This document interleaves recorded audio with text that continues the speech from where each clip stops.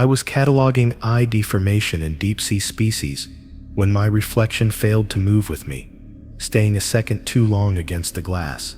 At that depth, you expect pressure to warp equipment, not perception. So I checked the seals, then my own pulse, then pretended nothing was wrong. The problem was that pretending felt rehearsed, like I'd done it before and forgotten. That's when I remembered the briefing we all signed but never discussed. The one with 11 strange rules, meant to keep us functional down here. I couldn't recall the first one clearly, only the feeling that I had already disappointed it. I learned Rule 1, never make eye contact with a shadow in the glass halfway through my first solo shift. Not from training, but from the way my body reacted before my mind did. The viewport was the size of a dinner table, layered acrylic thick enough to survive pressure that could fold steel, and I was leaning close to log bioluminescent particulate density when my eyes slid upward on their own. Something darker than the water behind it lagged inside the reflection, not shaped like me, not shaped like anything familiar. My neck muscles locked before fear arrived, as if some older version of me had already practiced staying still. I remember thinking that reflexes don't form without repetition, and that scared me more than the shadow itself. The lab module was quiet in a way that felt curated rather than empty, every hum and vibration tuned to avoid stressing the hull.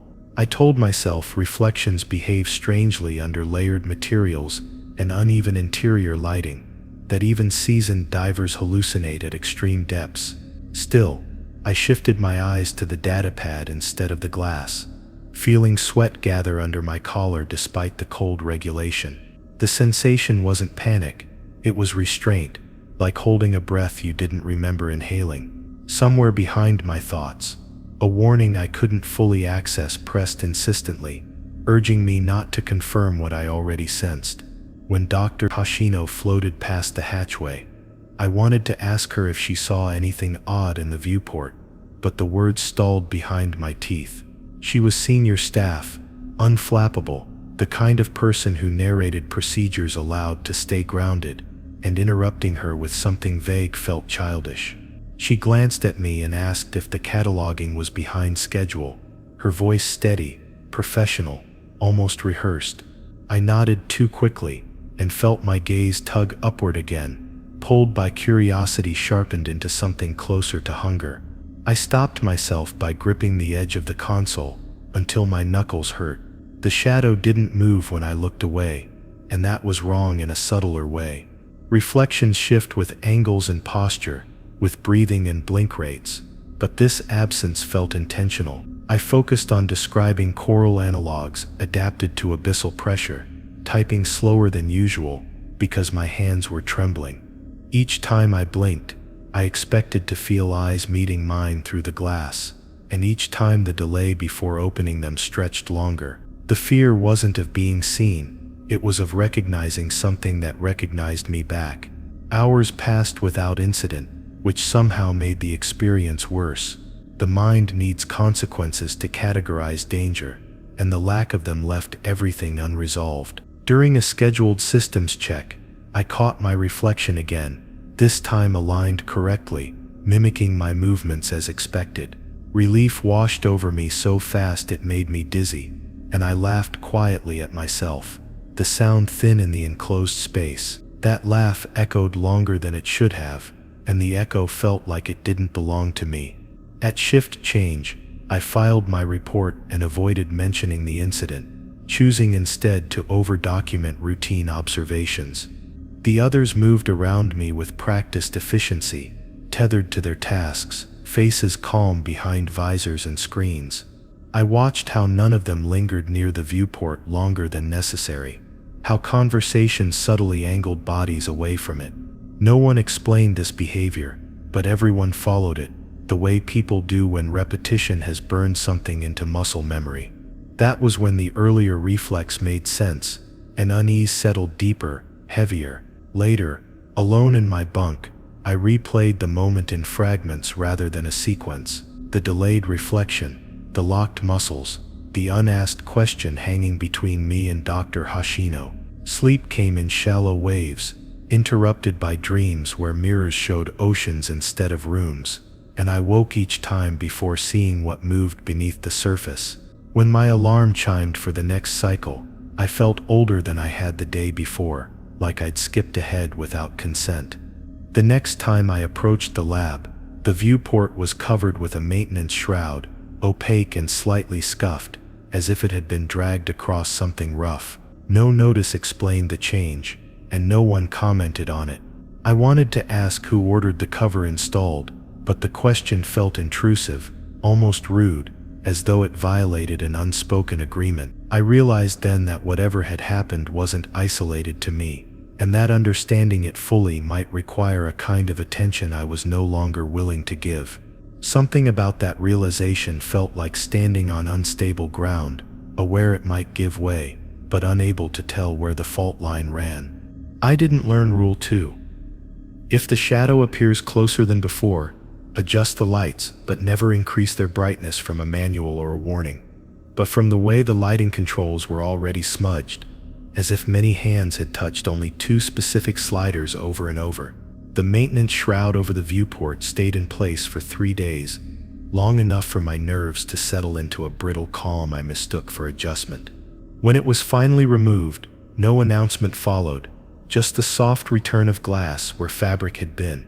I told myself I wouldn't look for anything. That curiosity had already cost me sleep and focus, but the distance between the console and the window felt shorter than I remembered. Something about the space itself felt compressed, like a room rearranged while you were gone. The lab lighting was set to its lowest operational level, a dim wash meant to preserve instrument contrast and reduce internal reflections. I noticed the controls immediately, because someone had taped a thin strip of yellow polymer beneath them, not labeled, just present, like a reminder without words. The shadow wasn't obvious at first, which made it worse, because my eyes kept trying to assemble it from absences. I shifted my weight and felt the air move slightly, recycled and dry, carrying that faint metallic tang unique to sealed habitats. That was when I sensed depth, where there shouldn't have been any, a sense that the glass had acquired layers I couldn't see. I reached for the lighting panel with deliberate slowness, aware of how quickly panic could make a simple action irreversible. My instinct was to flood the room with light, to overwhelm whatever ambiguity lingered near the viewport, but my hand hesitated above the brightness control. Instead, I adjusted the angle of the lateral strips, redirecting illumination away from the glass and toward the floor grating. The change was subtle, almost disappointing, but the effect on the reflection was immediate. The shadow didn't vanish. It repositioned, sliding lower as if it preferred to stay aligned with my center of mass. Dr. Hashino noticed the shift before I said anything, her gaze flicking briefly toward the window and then away again, faster than politeness required. She asked me if I'd recalibrated the lights for a reason, her tone neutral but her posture rigid, shoulders squared as though bracing. I told her the instruments were reading glare interference, which wasn't entirely false, and she accepted it without pressing. That acceptance unsettled me more than skepticism would have. It suggested a shared understanding we were both avoiding naming. As the cycle progressed, I became acutely aware of how often people adjusted lighting without comment. A hand would reach out, make a minor change, and withdraw, all while conversation continued uninterrupted. No one ever touched the brightness control, not even during detailed dissections or data reviews that would have benefited from clearer visibility. The dimness forced us closer to our workstations, heads bowed, bodies angled inward, creating a posture of collective avoidance.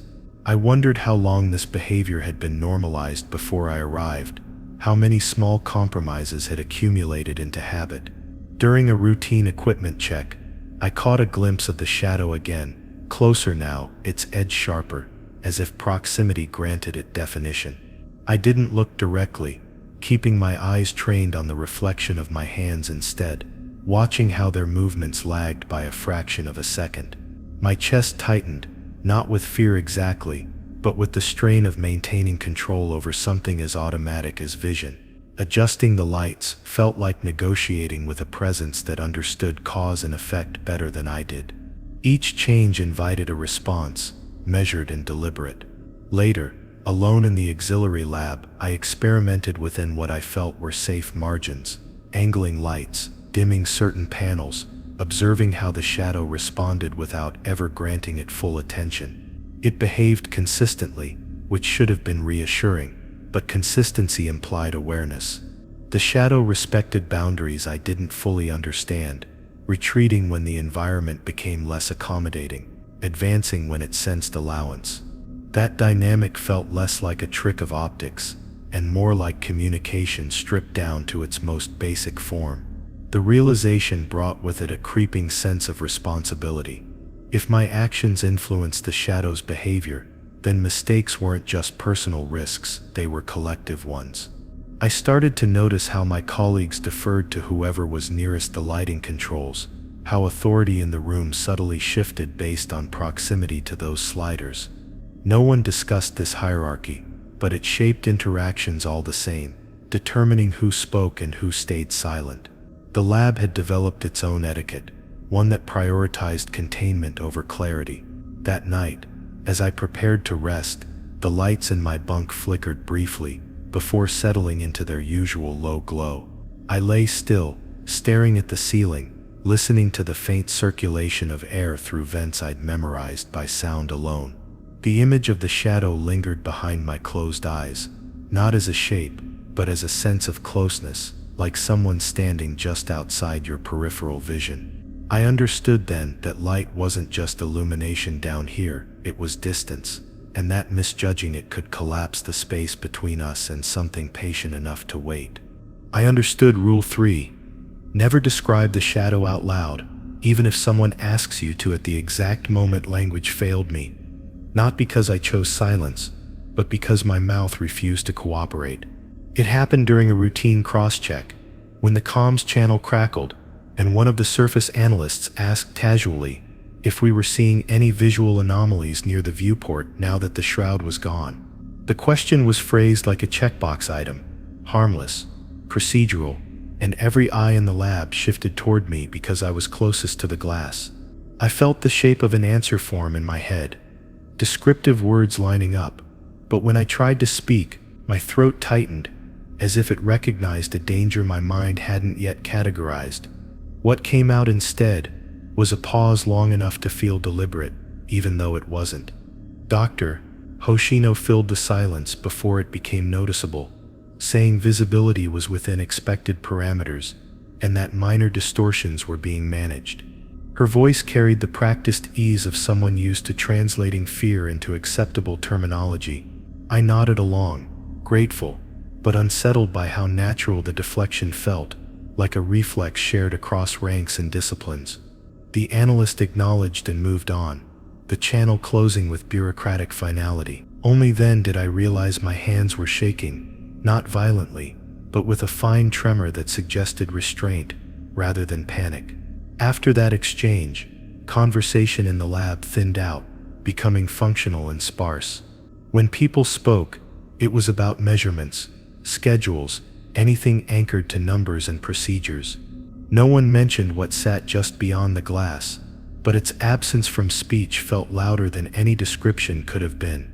I caught myself rehearsing explanations internally, testing how I might describe what I'd seen if pressed harder next time.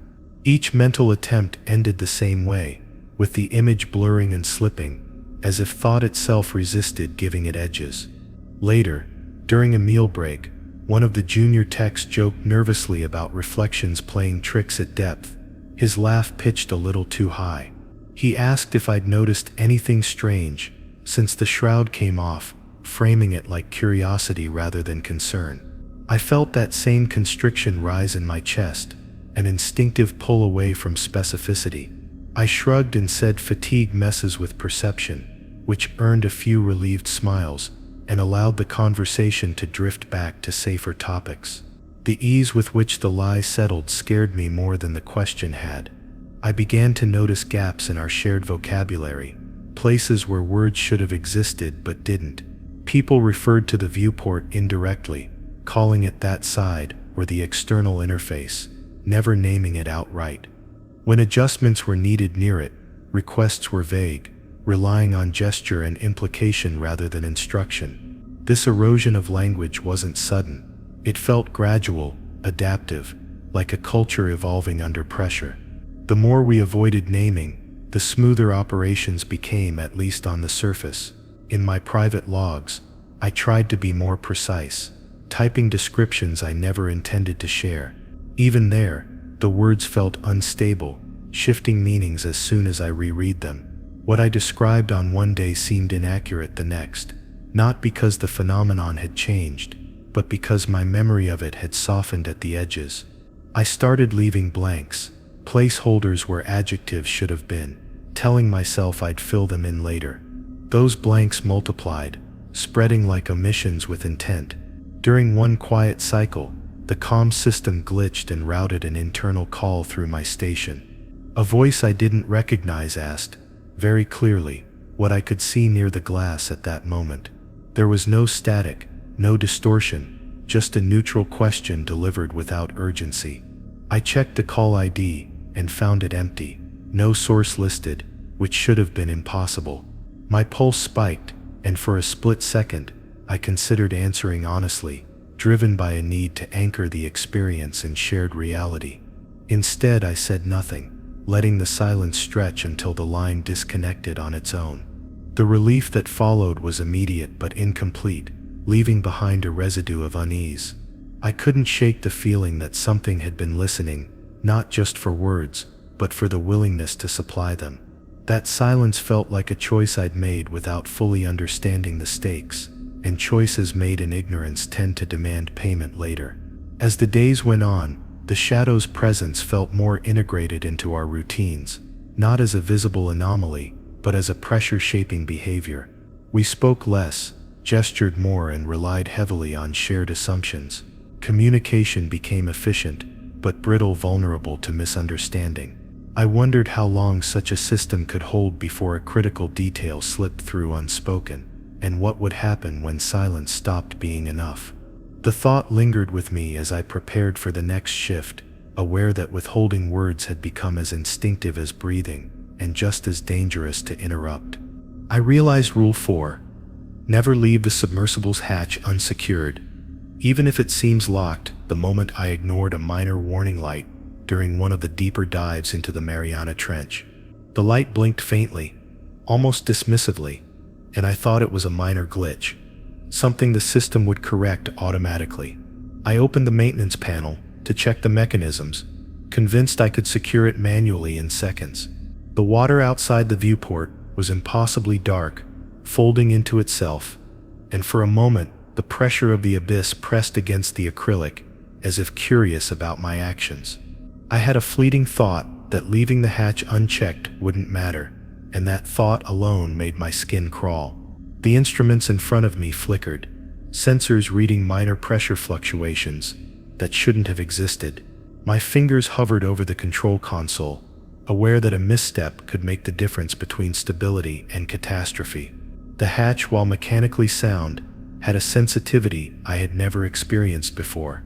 Even the faintest micro-adjustment, or lack thereof, affected the internal pressure subtly, and these fluctuations seemed amplified in the dead, recycled air. I remembered Rule 4, the way it had been emphasized during training, and yet I had dismissed it as routine caution. That dismissal now felt like a reckless gamble. While checking seals along the hatch, I became aware of the shadow pressing against the viewport.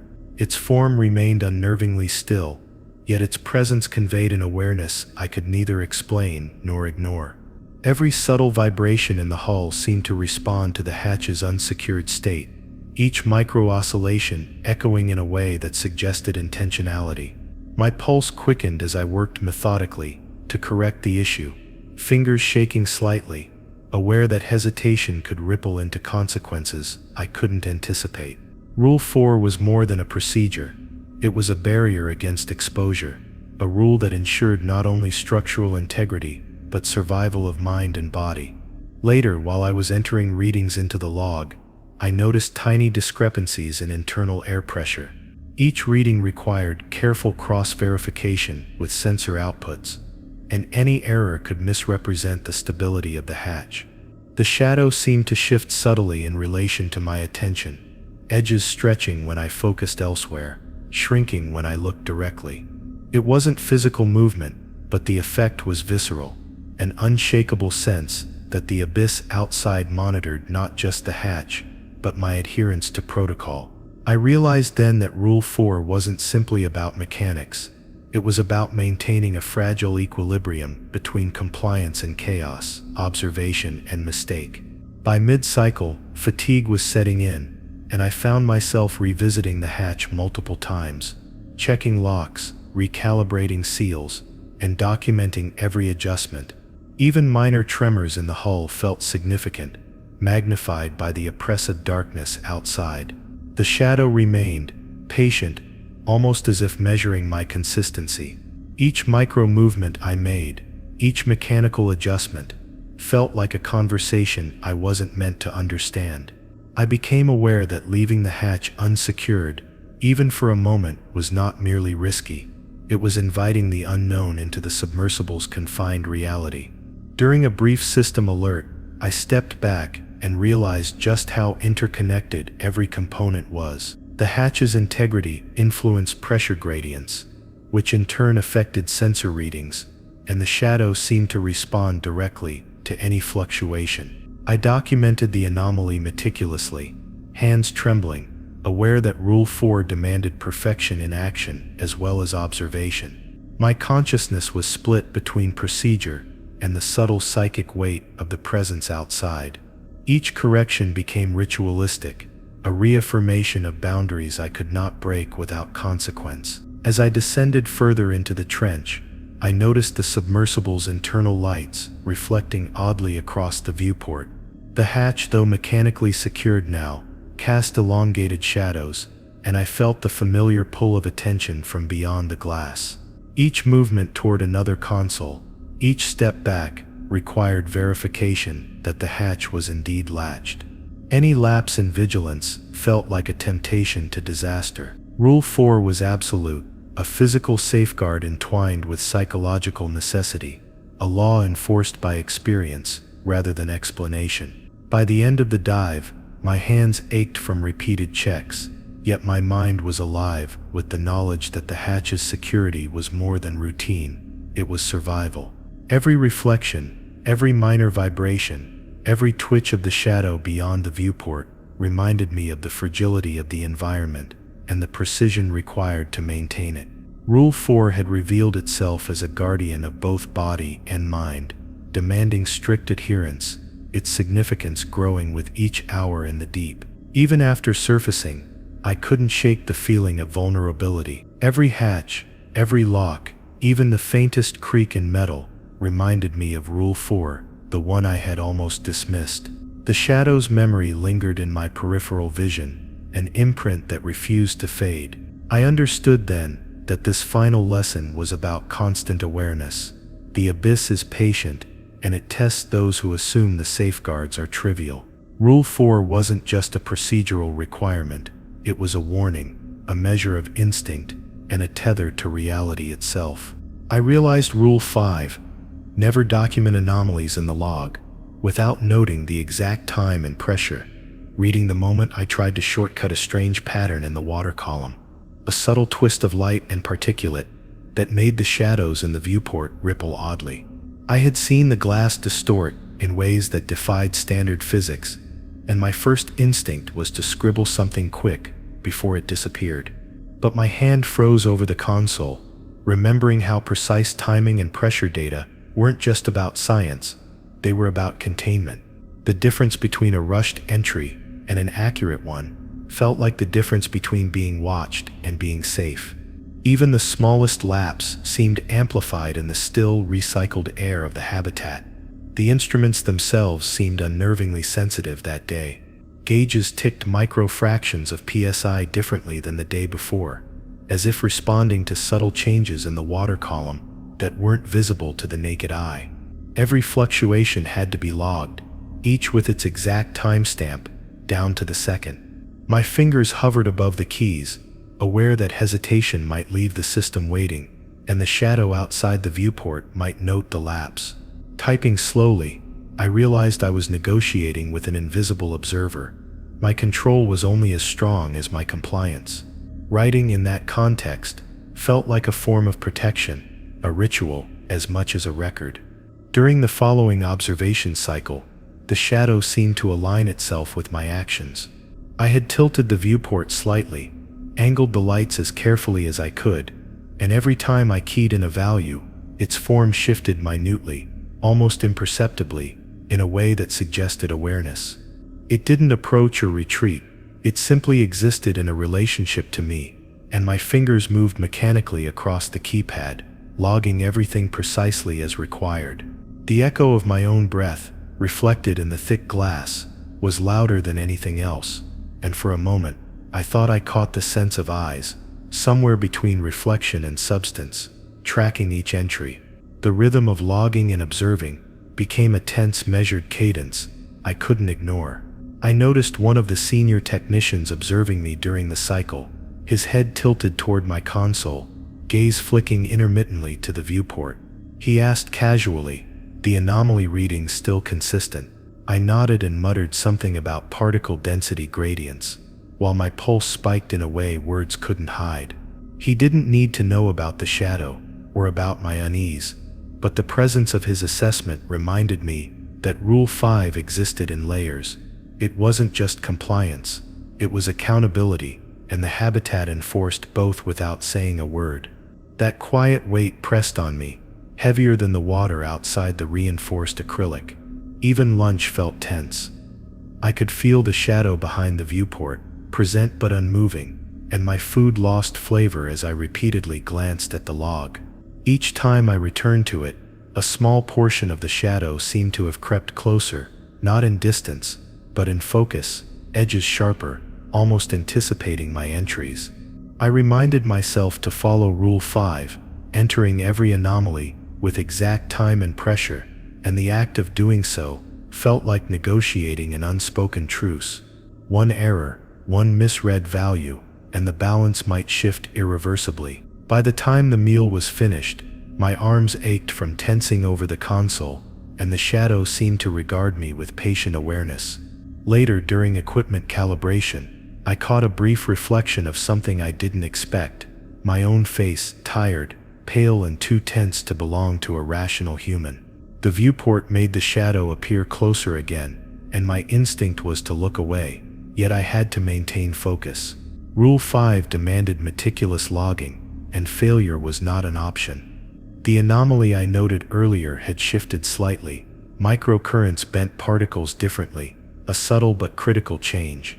Every adjustment, every correction, was logged with obsessive detail, fingers tracing numbers across the screen, as if memorizing them, cementing each moment into record, and resisting whatever invisible judgment lingered beyond the glass.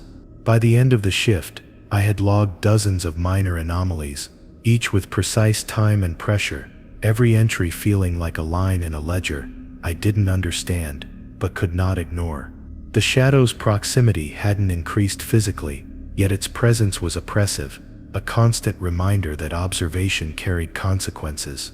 When I stepped away from the console, the muscles in my neck and shoulders ached from maintaining vigilance, and I realized that Rule 5 was less about data integrity than about survival habits embedded into nerve endings. Compliance became instinctual, and instinct was the only buffer between order and chaos down here. Sleep didn't come easily. Lying in my bunk, I reviewed each anomaly in my head, every timestamp, every PSI value, wondering if I had made a subtle mistake that wasn't visible in the logs. I could feel the shadow in my peripheral vision, not moving, not even seeming to breathe, but its presence was tangible enough to keep me awake. My dreams were a sequence of digits and fluctuating gauges, interspersed with flashes of dark shapes pressing against the viewport. I awoke multiple times, heart pounding, hands twitching as if they were still typing the entries. Rule 5 haunted me more than any creature or sound, because it demanded perfection in a place that defied normal rules entirely. Over the next few days, I observed the behavior of my colleagues, noticing how they approached their own logs with near-sacred precision. No one explained why, and no one needed to. Rule 5 was embedded in our routine, an unspoken agreement that preserved sanity, at least superficially. Each entry became a ritualistic affirmation of existence, an acknowledgement that the shadow existed even if unseen. By the 5th day, my handwriting had grown rigid and deliberate, my pulse measured like a metronome. Even when the shadow didn't appear, I could feel it, a weight behind the numbers I logged meticulously. The day of the final deep descent before rotation, the anomaly readings surged unexpectedly, particles clustering in ways that defied previous patterns. My hands shook over the console, but I reminded myself of Rule 5 instinctively, keying in each observation with precise timing and pressure data. The shadow aligned itself, flowing with the rhythm of my work, almost as if it recognized compliance. The air felt heavier, circulation humming with heightened tension, and I understood that the shadow's presence wasn't punishment or threat, it was verification. Logging was negotiation, obedience, and acknowledgement all in one. I completed the last entry with a deliberate finality, and for the first time, I felt a subtle shift, a pause, a sense that the entity outside the glass had granted me temporary reprieve, but not mercy. I learned Rule 6. Never attempt to touch the water beyond the viewport, no matter how calm it appears the hard way, though I didn't fully realize it at first. I had been leaning against the thick acrylic, studying a peculiar cluster of bioluminescent organisms, their tiny pulses synchronized in a way that almost seemed deliberate. The water outside looked impossibly still, a sheet of black so absolute it absorbed the dim interior light without reflection. For a moment, I convinced myself I could reach out, just to feel the texture, the pressure, maybe even confirm the anomaly existed physically. My fingers hovered inches from the glass, and instinct screamed at me to pull back, but curiosity had always been my undoing. The shadow shifted that day, not in the reflection, but behind it, somewhere in the liquid expanse that was technically unreachable. Its form rippled subtly, stretching and compressing in rhythm with the external currents, though no currents I knew of could behave that way. I remembered the briefing about the 11 rules, and something in me latched onto the memory of Rule 6, as though my subconscious had been holding the caution while I debated physical proximity. Leaning closer, I noticed the minute change in the way light bent across the viewport, and it was enough to make my stomach churn. The lab was silent, except for recycled air, and that silence became a tangible pressure pressing against my chest. During the inspection of a newly installed external sensor, I was alone in the control room, adjusting instruments while keeping one eye on the viewport. The shadow, or whatever presence it was, remained still yet impossible to ignore. Every instinct in my body screamed that I should retreat from the glass, yet a creeping part of me wanted to touch the impossible calm, to confirm tangibility. My pulse accelerated, throat dry, hands trembling despite the stabilizing grips I kept on my workstation. I whispered to myself about Rule 6, not to recall it, but as a mantra against impulse. The words alone weren't enough, but they tethered me to reason long enough to avoid catastrophe. Later, the senior technician passed through, noting the unusual oscillation in the external sensor readings. He asked me casually if I had leaned too close to the viewport again, and the question sent a jolt through my nervous system. I shook my head, forcing a smile, pretending the rhythm of my movements had been entirely procedural. In the back of my mind, I remembered a fleeting story about a junior researcher who had broken Rule 6, though details were scarce and possibly exaggerated. Still, the cautionary anecdote lingered like an unseen weight, emphasizing restraint over curiosity. My compliance wasn't just obedience, it was self-preservation, although I didn't yet know the full scope of what might happen if I failed. The water outside appeared different as the day wore on, the blackness seeming deeper, more viscous, almost as if the glass separated two entirely distinct realities. I was meticulous in my monitoring, checking the gauges, logging every particle movement, but my gaze kept straying to that dark expanse. Each glance reminded me why the rule existed. Touching the water, even inadvertently, could alter outcomes we weren't meant to influence.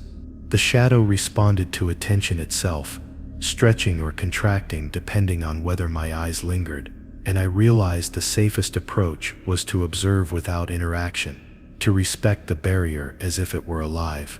During the evening cycle, a slight tremor ran through the hull as pressure adjustments kicked in. The acrylic vibrated imperceptibly beneath my hands, and for a moment, the water beyond rippled in sync, creating the illusion of touch without contact. My stomach lurched, but I reminded myself of Rule 6, gripping the edge of the console and resisting any urge to lean closer.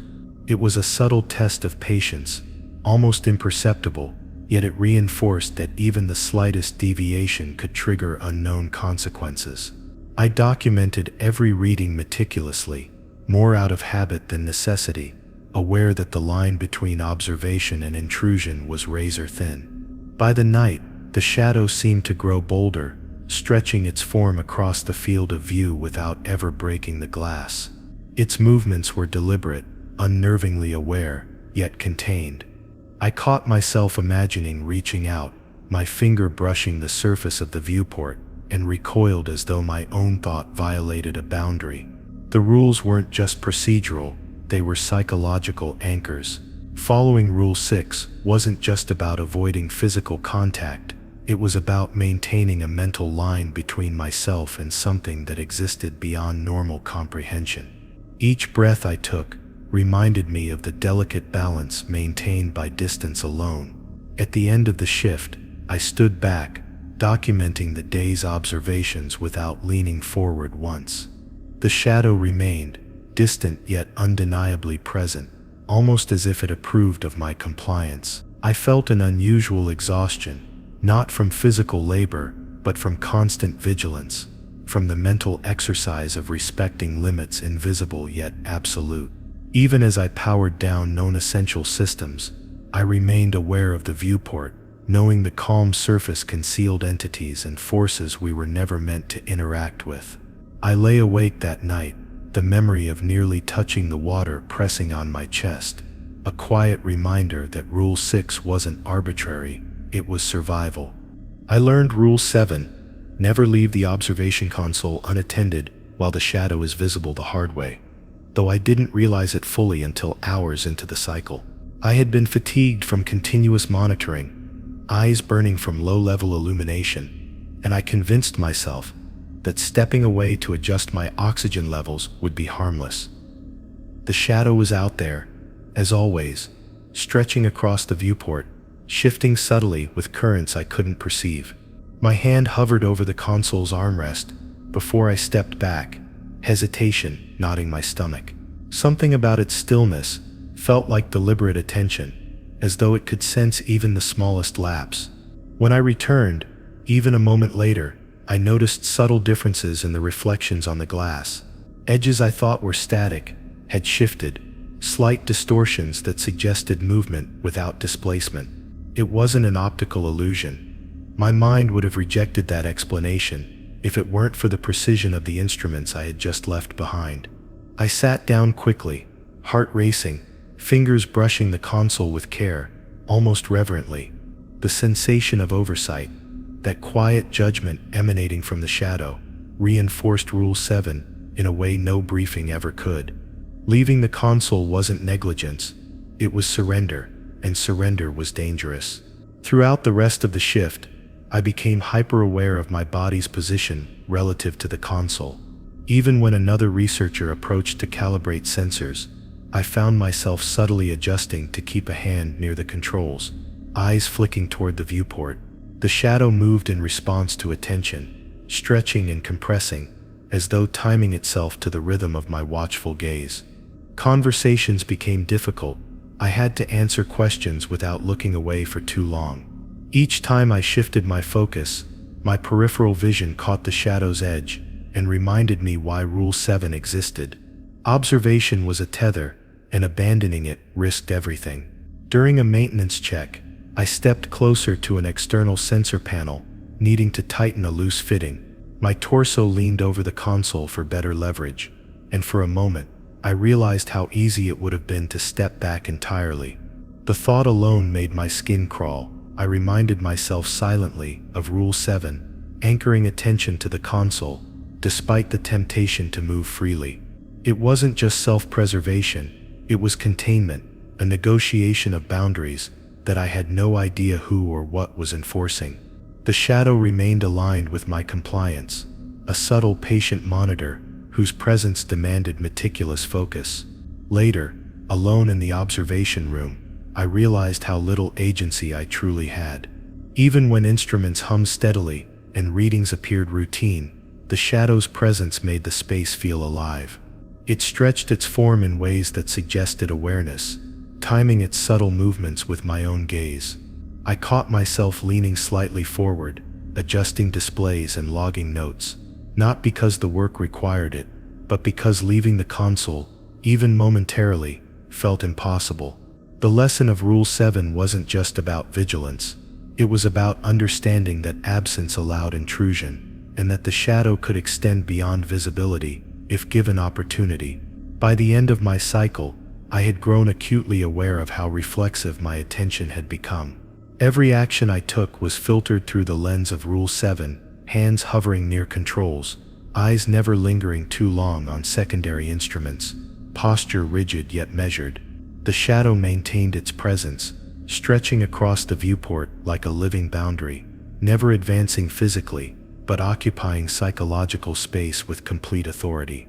Even as the room darkened for the night cycle, I remained at the console, conscious of the balance between observation and consequence. Moving away felt like a betrayal of some unspoken pact, and the weight of it pressed down on my shoulders with quiet insistence.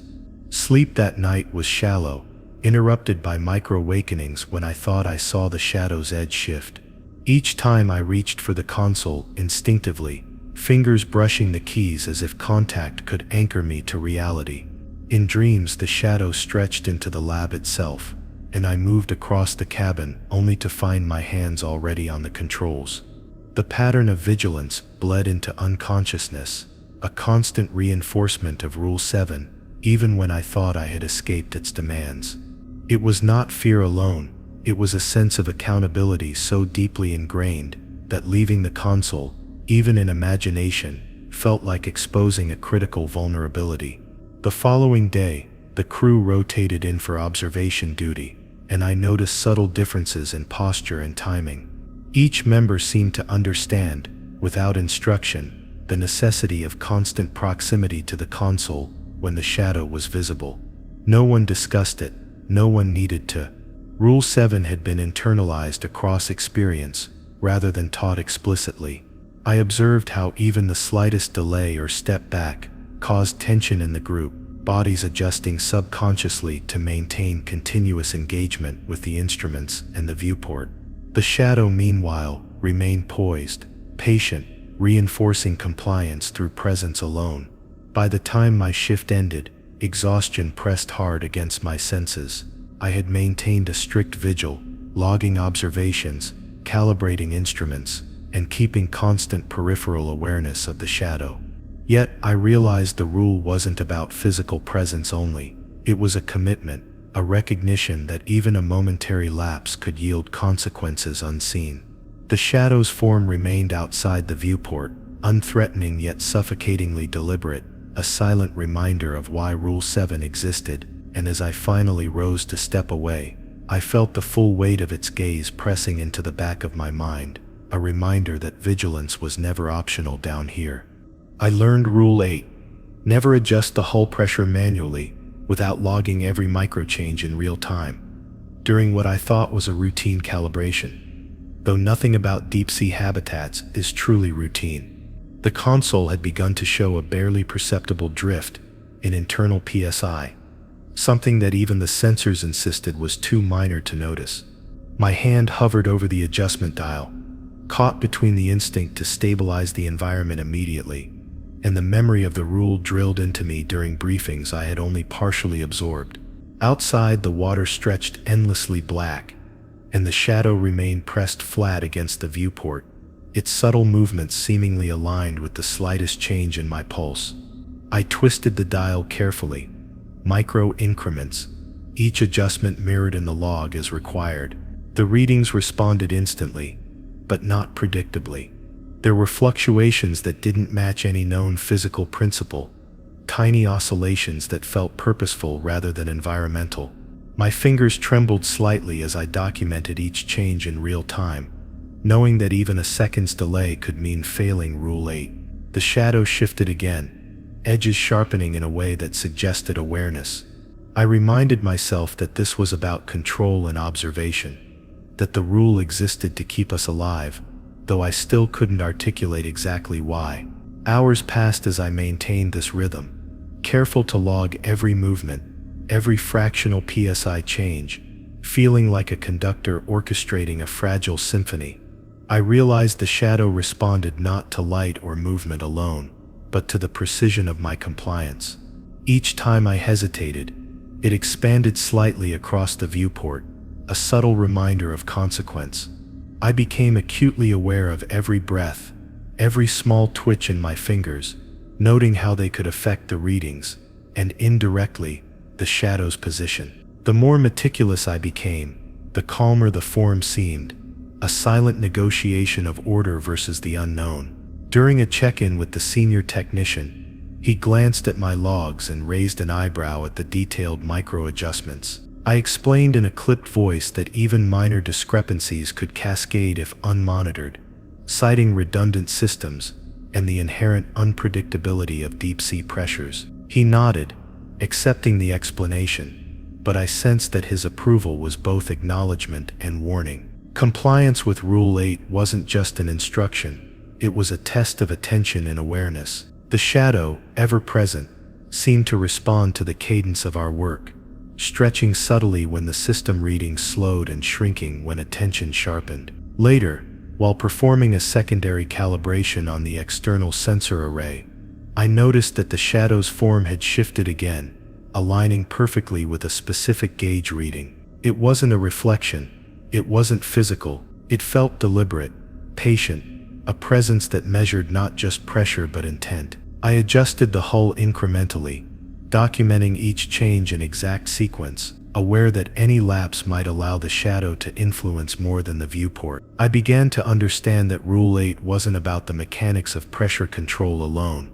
It was about creating patterns, establishing consistency in an environment that was otherwise unpredictable. By mid-cycle, my arms ached from hovering over the console and twisting dials with painstaking precision. I realized that mental fatigue could compromise accuracy just as easily as physical fatigue. Yet the shadow remained outside, aligned with my movements, almost reassuring in its constancy. I found myself anticipating its responses, adjusting proactively, creating a rhythm between action and observation that felt like communication without words. The rule became internalized, every micro change logged reflexively, as though my body had learned the protocol before my mind had. During a brief break, I watched the shadow stretch across the viewport, edges sharper, lines cleaner, almost as if it appreciated the precision of my work. I remembered whispers from past researchers, tales of mistakes in logging micro changes, and the inexplicable consequences that followed. Though they were anecdotal, each story carried weight in the subconscious, reinforcing vigilance. Every adjustment I made felt like a negotiation with a presence that existed outside normal perception, an entity that demanded both acknowledgement and adherence without explanation. As the shift drew to a close, I performed final checks on all systems, reviewing the logs line by line. Each micro change had been documented, every sequence recorded, yet a small part of me remained unsettled. The shadow, unwavering, seemed to wait for something, though I couldn't determine whether it was waiting for compliance, for failure, or simply for attention. I realized then that Rule 8 was not a simple protocol, it was a framework for interaction, a way to maintain stability in a realm that ignored normal rules. The act of logging had become a tether between my survival and the unknown force beyond the glass. By the time I finally stepped back from the console, exhaustion pressed heavily against my limbs, my mind still tracing the lines of micro-adjustments and observing the subtle changes in the shadow. I knew that the environment itself was indifferent, but the shadow's presence imposed a peculiar order, a silent enforcement of Rule 8 that extended beyond instructions. Even as I moved away, I felt the tension in the viewport, a reminder that vigilance was never optional. Any deviation could ripple outward, unperceived but consequential, and the rule existed to maintain a fragile balance between control and chaos. I learned Rule 9, never attempt to communicate with the shadow, even through signals or gestures, the hard way, though I didn't realize it at first. I had been experimenting with subtle light pulses, thinking perhaps a pattern sequence might reveal something about the bioluminescent creatures outside. It started innocently, a blink here, a dim flash there, meant for the organisms themselves, but the shadow shifted in ways that felt too deliberate to be coincidence. My pulse spiked instantly as I realized that the movements weren't random. It was responding to me. A voice in the back of my head, something older, more instinctual, warned me, but curiosity had me leaning closer, ignoring the mental alarm. The air inside the habitat seemed thicker, heavier, as if the shadow's awareness pressed against the walls, tangible and oppressive. Every gesture I made, every adjustment of light, felt mirrored in subtle ripples across the viewport. I reminded myself silently of Rule 9, trying to convince my body that observation alone was enough. Yet my hands betrayed me, twitching involuntarily, wanting to signal, to probe, to elicit a response. I could feel tension building in my shoulders, a mixture of fear and guilt, knowing instinctively that any attempt at communication could provoke consequences I wasn't prepared to handle. During the mid-cycle monitoring, I noticed the shadow forming shapes that almost seemed like mimicry, arcs and curves aligning with my hand movements. My mind raced, and I questioned whether it was projection, imagination, or a genuine reflection of intent. The temptation to experiment, to see if a pattern could be established, was strong, but Rule 9 echoed in the back of my mind like a tether. The difference between observation and interaction became frighteningly clear. One was survival, the other risk. Even a flicker of signal, a glance too long, seemed amplified in the dark water beyond the glass, a silent assessment that left me chilled. Later I attempted to reorient some instruments, while keeping my gaze fixed on the logs, careful not to provoke the shadow. Even so, I felt its presence, a steady, unblinking awareness that matched my every movement. I realized that the shadow wasn't just observing me, it was assessing compliance, patience, and restraint. One twitch too many, one misplaced adjustment, could invite attention I didn't want. The thought was terrifying in its simplicity, a form so silent and unyielding, it could read intention more effectively than any human observer. Rule 9 wasn't about etiquette, it was about survival instincts, refined into strict protocol. During a brief check-in with the senior researcher, I noticed subtle glances toward the viewport, a shared understanding passing between us without words. He didn't comment on the shadow, and I didn't ask. Acknowledgement alone was forbidden. It was clear that anyone who had attempted communication, even subtly, had faced consequences that were never explained. The idea of messaging, signaling, or even gesturing at the water became terrifyingly abstract, a moral and psychological line I could not cross.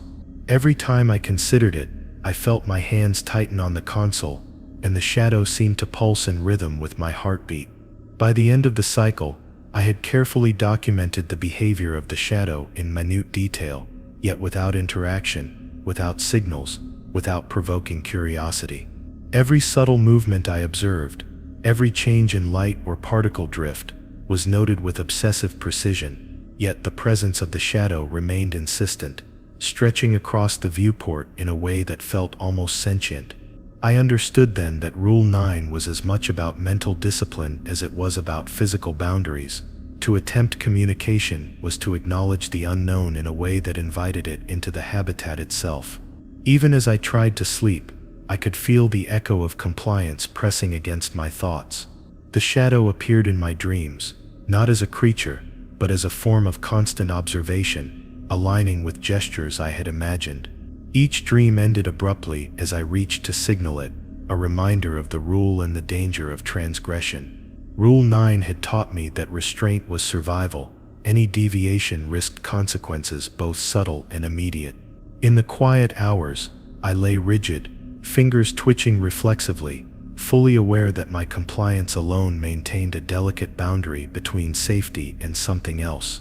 When my rotation ended, I observed how other crew members maintained a similar discipline, moving with care near the viewport, acknowledging its presence without daring to interact. No one needed explicit instruction. The rule had become instinctual. I noticed how tension rippled through small gestures, a glance, or even a step closer to the glass.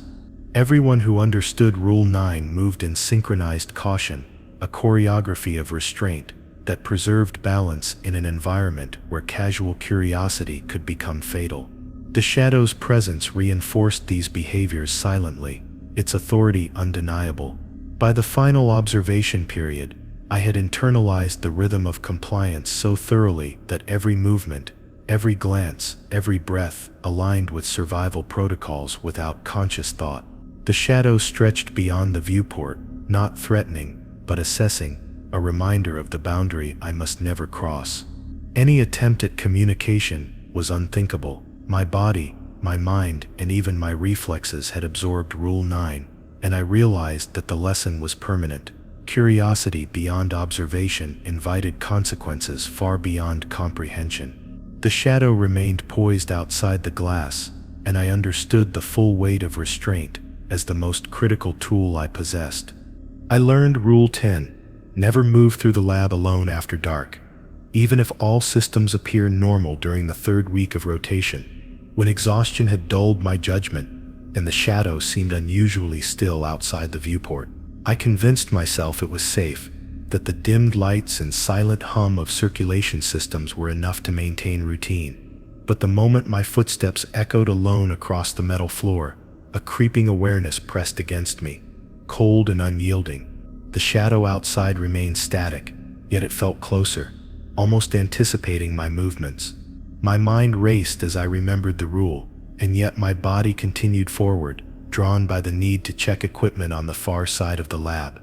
The air felt heavier that night, each breath sharper, colder, as if the space itself had thickened in response to my movement. The hum of the systems that had comforted me earlier now sounded alien, distorted, carrying undertones that seemed deliberate, almost communicative. I caught myself glancing toward the viewport repeatedly, though I knew the shadow hadn't changed. The rule wasn't merely precautionary, it was a tether against temptation, a barrier to reckless exploration. Each step I took felt measured and fraught, my gaze alternating between instruments and reflection, as though any misalignment could draw attention I wasn't prepared to face. When I reached the far console, I noticed subtle distortions in the display panels, tiny anomalies that didn't appear during daytime checks. My hands hovered over the keys, torn between logging the discrepancies immediately or retreating for a second opinion. The shadow outside didn't move, yet its presence felt concentrated, like a gravitational pull anchored to my spine.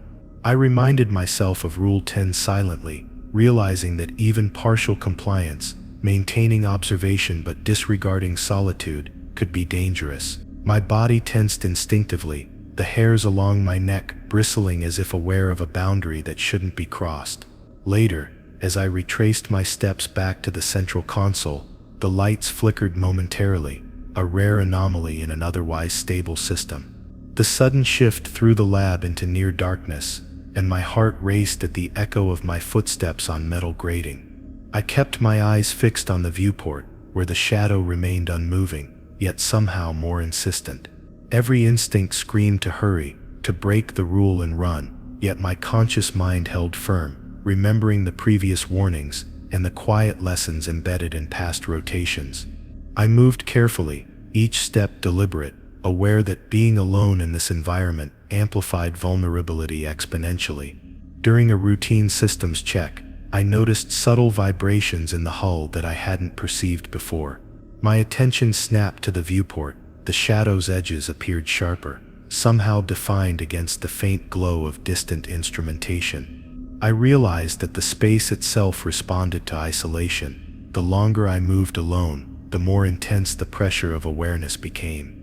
Even when no visible threat emerged, the lab felt predatory, alive with consequences I couldn't yet comprehend. Rule 10 was less about external danger and more about internal vulnerability. The solitude amplified perception, made hesitation fatal, and left mistakes exposed. As the night cycle deepened, my movements grew more meticulous. Every step on the metal floor was planned, every pause measured against the shadow's subtle shifts. I avoided glances at reflective surfaces that weren't part of the viewport, fearing misinterpretation of shapes and shadows. Instruments were checked twice, thrice, each time cross-referenced against previous readings. The rule transformed into ritual. My awareness became a tool as essential as the console, the lights, or the air systems. The lab no longer felt like a neutral environment. It was an entity, and isolation was the trigger that activated its judgment. At one point, I reached a junction where 3 corridors met. Pausing, I felt the full weight of being alone, an emptiness that seemed to carry intent. The shadow outside remained still, yet every micro-adjustment in my posture was noted by some unseen force. I recalled the whispered stories from prior crew members, tales of mistakes made in isolation, and the resulting psychological collapse. They weren't exaggerated. The absence of companionship, the reliance solely on equipment and rules, heightened awareness to a point where even minor deviations became catastrophic. I logged the minor anomalies I noticed at the junction with obsessive precision, clinging to compliance as if it could anchor me. Later, when the first relief shift arrived, I almost wept with relief. Seeing another human figure in motion, hearing a voice nearby, and knowing someone else occupied the same space, the shadow's oppressive insistence seemed to lessen. I realized that Rule 10 was as much about shared experience as it was about physical safety. Being alone in this environment didn't just increase the risk of error, it amplified the perception of the unknown, turned minor irregularities into existential threats, and made the shadow's presence far more commanding. By the end of the rotation, I had internalized the rhythm of vigilance. Even in daylight, I found myself hesitant to move through corridors alone, aware that solitude sharpened perception and amplified unseen awareness.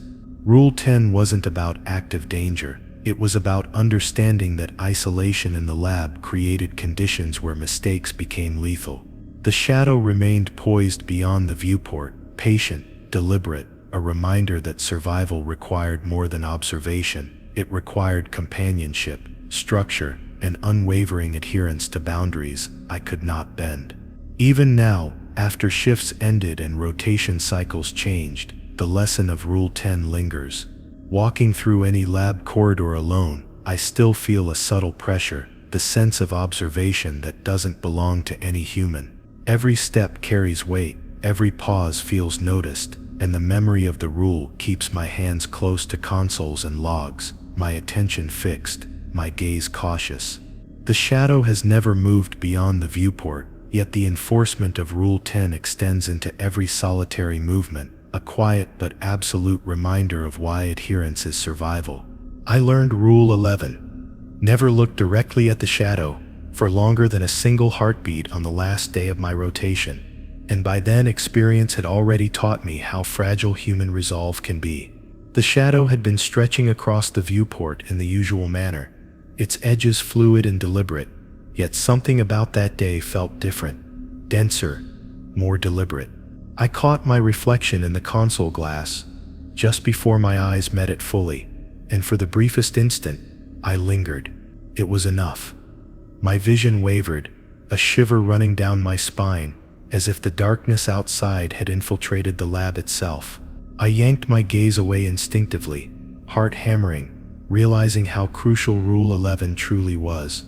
Every instinct screamed to look again, to decipher the impossible patterns that played across its form. But my rational mind remembered the rule. Even a single heartbeat's delay could twist perception, distort time, and make you aware of things no human should notice. I felt the pressure in my chest, a tightening that wasn't caused by air or fatigue, but by the act of having acknowledged the shadow's gaze. The lab felt suddenly alive in a new menacing way, the recycled air heavier, carrying an almost tactile awareness of my presence. Even the instruments hummed differently, as though sensing my transgression. The rule wasn't just precaution, it was psychological armor, a boundary between observation and assimilation. Later, while I attempted to recalibrate a sensor near the viewport, the shadow stretched further, subtly aligning itself with the angle of my vision. I reminded myself of Rule 11, turning my head only momentarily, but every movement felt scrutinized. The water beyond the acrylic didn't ripple from current.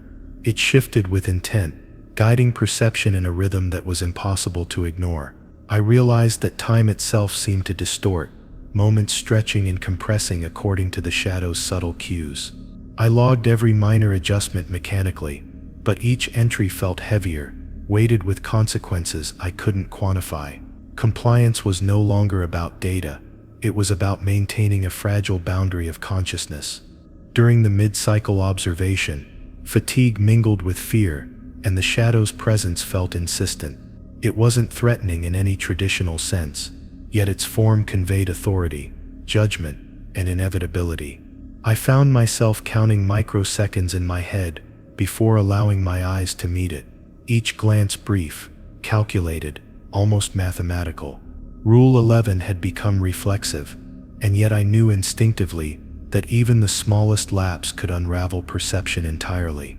I could feel a creeping vertigo at the edges of vision, a distortion that wasn't optical but existential, and I realized the rule's purpose extended far beyond physical survival.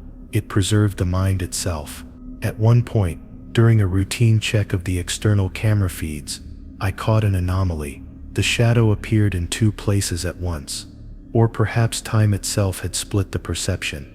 My eyes instinctively drifted toward the viewport, and I felt the pull of forbidden curiosity. I reminded myself of Rule 11, jerking my gaze back to the console just in time. The sensation of awareness lingered, a subtle echo in the back of my skull that made typing difficult, decisions slower, and breathing heavier. The rule was no longer a guideline, it was a tether, a lifeline between conscious thought and the incomprehensible awareness that existed beyond the glass. By the end of the shift, I had perfected the rhythm of observation, brief glances, measured recording, and controlled reflexes. Yet, I could feel a subtle change in the shadow, almost imperceptible, as though it recognized the discipline and responded accordingly. My hands ached from tension, fingers poised over the keys, like a pianist anticipating notes.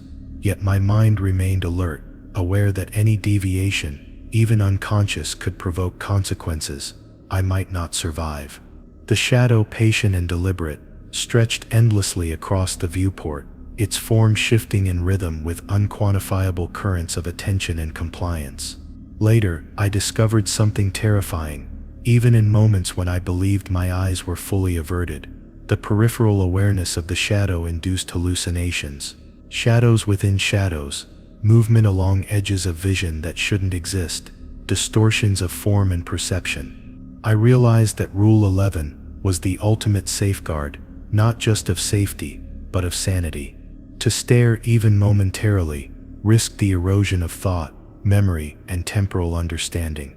I logged every minor visual anomaly without meeting the shadow directly, hands shaking, breath shallow, feeling the lab shrink around me under an unseen pressure. As the night drew on, isolation, fatigue, and the relentless vigilance demanded by the rule created a state of suspended dread. I moved carefully, monitoring systems and instruments mechanically, avoiding unnecessary motion, keeping every glance fleeting. Every reflection in the glass became a potential trap, a momentary lapse that could distort reality irreversibly. I understood now why Rule 11 was the final safeguard.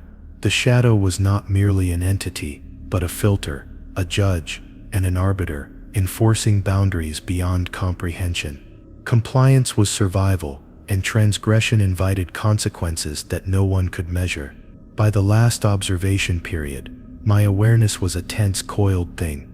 Even when the shadow appeared distant, outside the frame of direct view, the rule dictated posture, thought, and action. I had internalized the rhythm of vigilance to such a degree that movements were almost pre-programmed, yet the pressure of presence remained. I realized the full weight of Rule 11. A single heartbeat of curiosity could unravel not just safety, but perception itself. The shadow's form remained unmoving, yet omnipresent, the ultimate enforcer of discipline and awareness in the unyielding depths. And then, as I finally stepped back from the viewport, exhausted, the shadow seemed to shift slightly, not threatening, but deliberate, reminding me that the rules were not just guidelines, they were absolute. The lab fell silent, mechanical hums and recycled air carrying an almost imperceptible tension, and I understood that the final lesson was vigilance without question. The night stretched endlessly outside, the shadow poised, patient and impossible to measure, a final reminder that some boundaries exist only because the consequences are unthinkable. If you enjoyed this story, like, share, and subscribe for more.